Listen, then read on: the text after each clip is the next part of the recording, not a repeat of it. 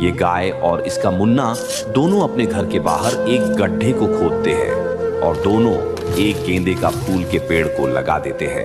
फिर उस पर पानी डालते हैं। धीरे धीरे गेंदे के पेड़ में बहुत सारे फूल खिलने लगते हैं। लेकिन एक दिन यह हरामी बंदर आ जाता है और आरी से गेंदे के पेड़ को नष्ट करने लगता है। गाय ये सब देखकर रोने लगती है और बंदर के पास आती है।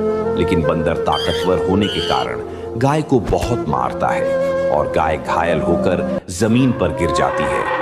मुन्ना दूर खड़ा ये सब देख रहा होता है और तुरंत पुलिस को फोन लगा देता है। पुलिस को सारी बात बताता है। फिर पुलिस वाले मुन्ना की बात को मान लेते हैं और उस हरामी बंदर को पकड़